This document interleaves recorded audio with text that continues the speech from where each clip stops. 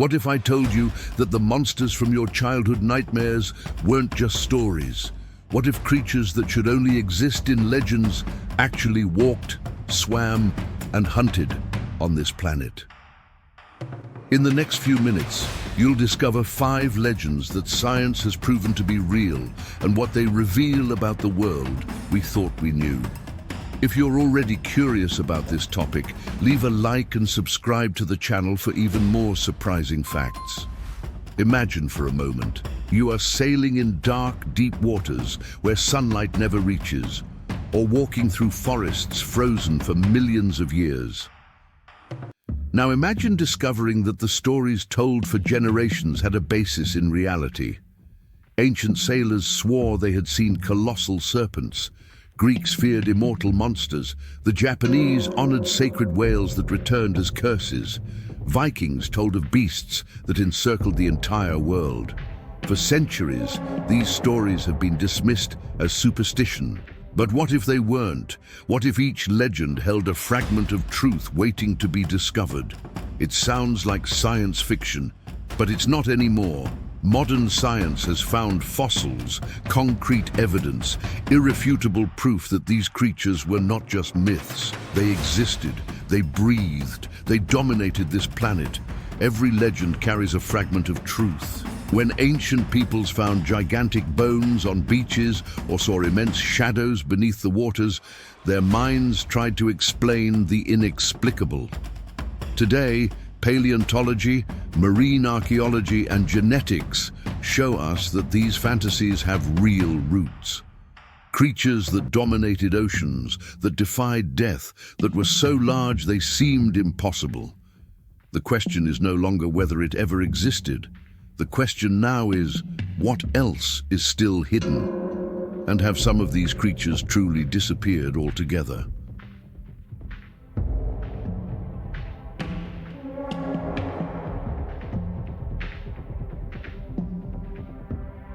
Ancient Greece, myth and reality intertwine.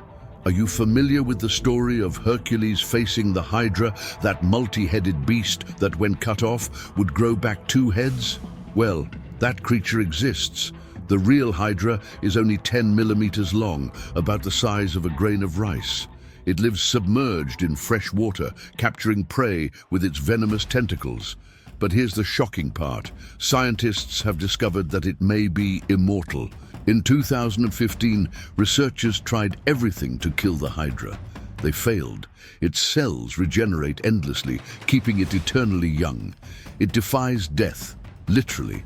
If we understand how it does this, we could slow down human aging. But imagine a creature that never dies, that dominates its environment forever. The Greeks created the legend of the Hydra as a symbol of evil that multiplies when you try to destroy it. Perhaps they were trying to warn us about something deeper. Would you have the courage to touch something that cannot die?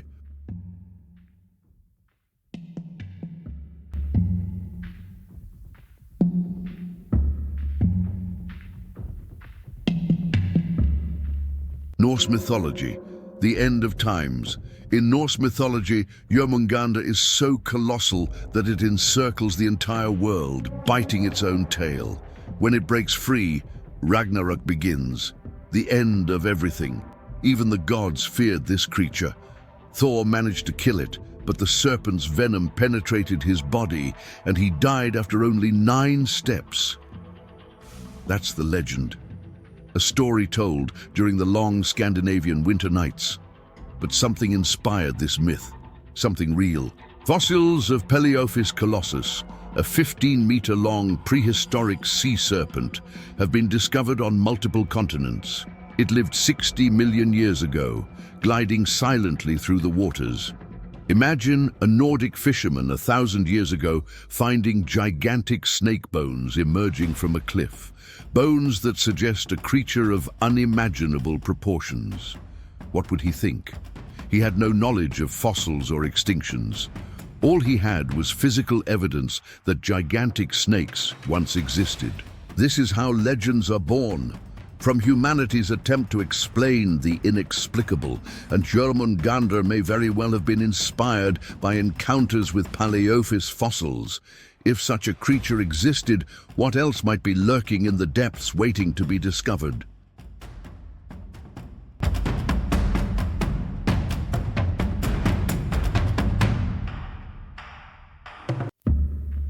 "10 million years ago, absolute dominance, the megalodon, a predator 25 meters long, bigger than a bus, teeth the size of an adult man's hand, a jaw 3 meters wide. You could literally stand inside the mouth of this creature. Its bite force, around 180,000 newtons, 10 times more than a modern great white shark. It could crush a car, tear a whale in half, literally. This animal weighed over 60 tons and dominated all the oceans. Fossils have been found from Japan to Peru, and these fossils are so well preserved that they almost look recent. And this leads some people to ask a disturbing question. What if it's not actually extinct?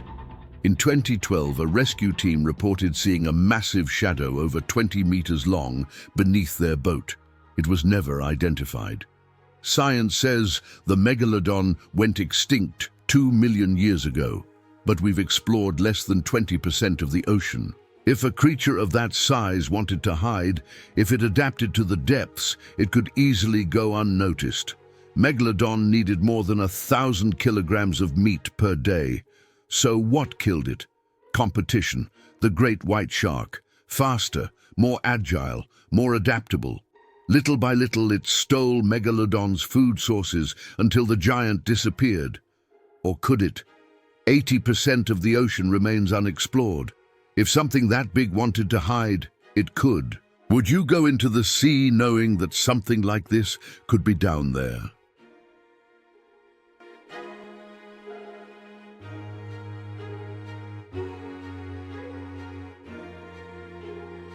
Japan. The price of greed. For centuries, whales were sacred in Japan. When a whale beached itself, it wasn't good luck, it was a gift from the gods. The community would gather. Every part was used with reverence. And when everything was complete, they would build monuments to pray for the whale's soul. But that changed. In the 20th century, whaling became an industry. In the 1960s, 3 million whales were killed. The oceans became quieter. The songs of the whales almost disappeared, and then she appeared.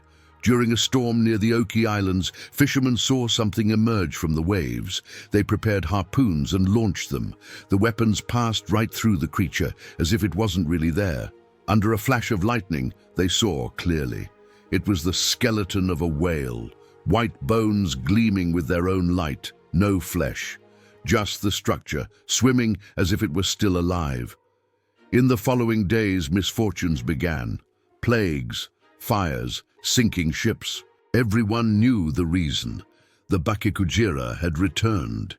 In Japanese folklore, any creature that dies dishonorably can return as a vengeful spirit. The Bakekujira was a manifestation of collective guilt, of disrespect for nature.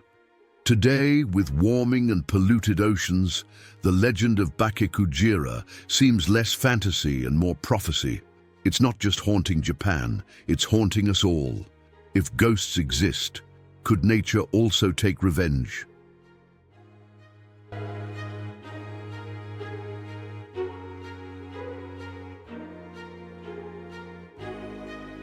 "1997, Pacific Ocean. NOAA picked up a sound in the ocean, but not just any sound. This sound was so powerful that it was detected by sensors thousands of kilometers apart. They nicknamed him the Bloop. The problem? To produce a sound of that magnitude, the source would have to be biological, and it would have to be approximately 100 times larger than a blue whale. We're talking about something kilometers long. A creature so massive it would defy everything we know about biology. The official explanation, it was caused by cracking ice in Antarctica. Problem solved. But consider some facts. Prehistoric oceans truly harbored unimaginable creatures.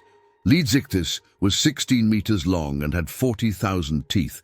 Its mouth could swallow entire schools of fish at once, and we've explored less than 20% of the ocean. The Mariana Trench extends down almost 11 kilometers. At those depths, the pressure would crush a submarine instantly. Absolute darkness, and yet life exists there. If creatures adapted to such extreme environments exist, why couldn't something even larger exist? Something that rarely rises to the shallower depths where we might detect it. Bloop was only captured once. It never happened again. If it really was just ice, why haven't we heard similar sounds since then? So we have two possibilities. It was a unique geological event, or it was actually biological. There's something down there, something huge, something ancient. And at that moment in 1997, for some reason, it called out, and nobody answered. Do you really believe that we know everything that lives in the depths? Now think about this. Are we uncovering the past, or awakening what should remain dormant? Every fossil unearthed, every legend proven true, every inexplicable sound in the waters, they remind us of something fundamental. Nature is bigger, older, and more mysterious than we ever imagined. We like to think we dominate this planet, but 80% of our own ocean remains unexplored. We discover new species regularly, including some that we thought were extinct for millions of years. Each creature we discussed carries a lesson. The Hydra teaches us that life is more resilient than we imagine. Jörmungandr reminds us that legends have roots in reality. Megalodon shows that even the greatest predators can disappear. But perhaps not everything is truly extinct. Bakekujira warns us about the consequences of disrespecting nature. And the bloop reminds us that there are mysteries we cannot explain. And perhaps some of these creatures never truly disappeared. They simply hid, adapted, waited. What if, at this very moment, somewhere in the deepest waters of the planet, something colossal were moving, slowly rising from depths where light never reaches? What if the legends aren't about the past, but about the future, warnings of what's to come? If you could find definitive proof of one of these creatures, which one would you choose? The immortal Hydra that could unlock the secrets of eternal life? The serpent Jörmungandr that would prove that the greatest legends had a real basis? The Megalodon still alive, hidden in the depths? The Bakekujira as a tangible symbol of the consequences of our actions? Or the creator of the bloop, proving that we are still visitors on this planet, not its owners? Leave a comment. I want to know which of these creatures made you feel the most uneasy, which one made you look at the ocean differently. If this content made you question whether we really know as much as we think, then leave a like. Subscribe to the channel. Turn on notifications, because the next story might be even more disturbing. And you'll want to be here when we reveal what else science is trying to understand. Thanks for watching. And remember, when you look at the ocean horizon, think about what might lie beyond. Not just beyond the line, but below it, in the depths we never see, because maybe, just maybe, something down there is looking back.